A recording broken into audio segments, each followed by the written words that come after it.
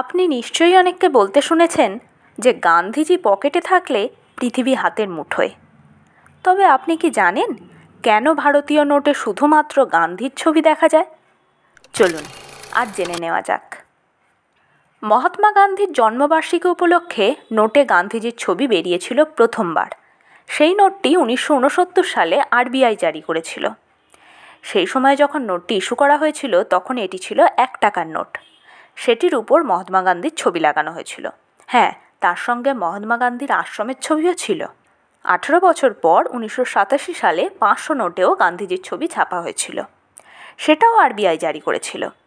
এরপর প্রতিটি নোটে গান্ধীজির ছবি ছাপানো হতে থাকে। এখন আপনার মনে প্রশ্ন জাগবে, নোটে শুধু গান্ধীজির ছবি কেন লাগানো হলো? এই প্রসঙ্গে আরবিআই জানিয়েছে, গান্ধীজির ছবি লাগানোর পিছনে কোনো বিজ্ঞান নেই।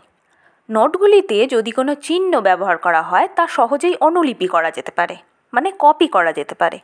যে কোনো জড়বস্তুকে কপি করা খুবই সহজ, তবে কোনো মানুষের মুখ হুবহু কপি করা কঠিন। আরবিআই তখন সিদ্ধান্ত নেয় গান্ধীজির ছবি নোটের জন্য উপযুক্ত। এখন প্রশ্ন জাগে, শুধু গান্ধীজির ছবি কেন? এই বিষয়ে আরবিআই বলেছে, গান্ধীজি এমন একজন ব্যক্তিত্ব ছিলেন যাঁর চিন্তা সারা বিশ্বে ছড়িয়ে পড়েছিল। ভারতকে স্বাধীন করতে গান্ধীজি গুরুত্বপূর্ণ ভূমিকা পালন করেছিলেন। নোটে অন্য কারো মুখ থাকলে বিরোধিতার মুখে পড়তে হতো। এবার প্রশ্ন আসে, নোটে থাকা মহাত্মা গান্ধীর ছবি কবে কোথায় তোলা হয়েছিল?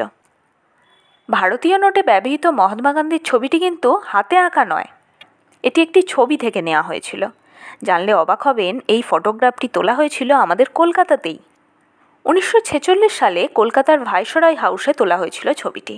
সেই সময় মহাত্মা গান্ধী ব্রিটিশ নেতা লর্ড ফ্রেডরিক উইলিয়াম পেথিক লরেন্সের সঙ্গে দেখা করতে কলকাতায় এসেছিলেন। এই ছবিটি সেই সময় তোলা। কিন্তু টাকায় থাকা গান্ধীজির ছবিটি কে তুলেছিল তা এখনও স্পষ্ট নয়।